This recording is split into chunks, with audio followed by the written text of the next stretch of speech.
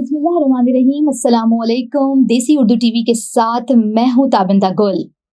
हुकूमत और पीटीआई में बैकडोर राब्ता, एस्टेब्लिशमेंट का बड़ा ऐलान, ज़राए ने बड़ी खबर दे दी। पीटीआई की सियासी कमेटी ने गुज़िश्ता रात इस्लामाबाद हाई कोर्ट के फैसले के पेश नज़र 24 नवंबर के एहतजाजी मार्च को मंसूख करने और बुशरा बीबी के पैदा करदा तनाज़े पर गौर किया।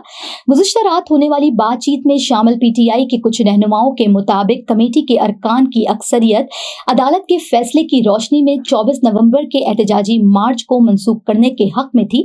उनका मौक़िफ़ था कि हुकूमत से बातचीत को आगे बढ़ने देना चाहिए। पीटीआई की सियासी कमेटी ने फैसला किया है कि ये ऑप्शन इमरान खान को पेश किए जाएं ताकि वो इस पर कोई फैसला करें। सियासी कमेटी की सिफारिश के बाद पीटीआई रहनुमाओं का वफ्द इमरान खान से मुलाकात के लिए अडियाला जेल गया, ताहम उनकी मुलाकात ना हो सकी। बाद अज़ा वज़ीर आला केपी अली अमीन गंडापुर ने एहतजाजी मार्च के मामले पर बातचीत के लिए पेशावर में पार्टी रहनुमाओं का इजलास तलब किया।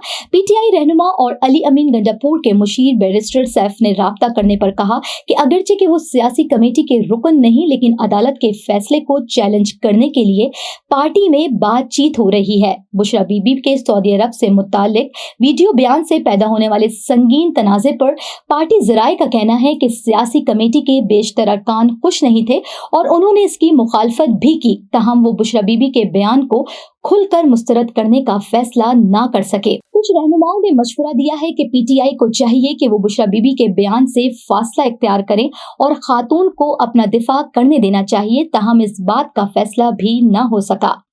एस्टेब्लिशमेंट ने वाज़ा किया है कि इसका पीटीआई और हुकूमत के दरमियान होने वाले पसे पर्दा राब्तों से कोई ताल्लुक नहीं। एस्टेब्लिशमेंट से वाबस्ता एक ज़राए ने मीडिया से बात करते हुए कुछ लोगों की जानिब से दिए जाने वाले या फिर समझे जाने वाले इस तासुर की वाज़ेह तरदीद की है कि गोया ये पसे पर्दा राब्ते सिक्योरिटी एस्टेब्लिशमेंट के किसी इकदाम का नतीजा है या फिर एस्टेब्लिशमेंट और पीटीआई के दरमियान कोई राब्ता है। उनका मजीद कहना है कि हमारा मौक़िफ़ वाज़ेह है कि फौज किसी सियासी जमात से बात नहीं करेगी। ये सियासी जमातों का काम है कि वो एक दूसरे से बात करें। उन्होंने मजीद कहा कि पाक फौज किसी सियासी रहनुमा या सियासी जमात के साथ कोई भी बातचीत नहीं करेगी। रवां साल मई में ISPR के डीजी लेफ्टिनेंट जनरल अहमद शरीफ की प्रेस कॉन्फ्रेंस का हवाला देते हुए कहा कि इदारों का बयान करदा मौक़िफ़ बदस्तूर कायम है।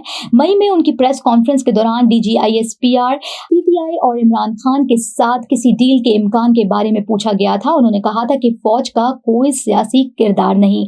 उन्होंने वाज़ेह किया कि फौज गैर सियासी है और हर हुकूमत के साथ इसके ताल्लुकात आइन और कानून के मुताबिक हैं। तमाम सियासी जमातें हमारे लिए काबिल एहतराम हैं, लेकिन अगर कोई सियासी ग्रुप अपनी ही फौज पर हमला करता है तो कोई इसके साथ बातचीत नहीं करेगा। ऐसे इंतशार पसंद ग्रुप के लिए वाहिद रास्ता ये है कि वो कौम से माफी मांगे, नफरत की सियासत, तर्क और तामीरी सियासत का वादा करे।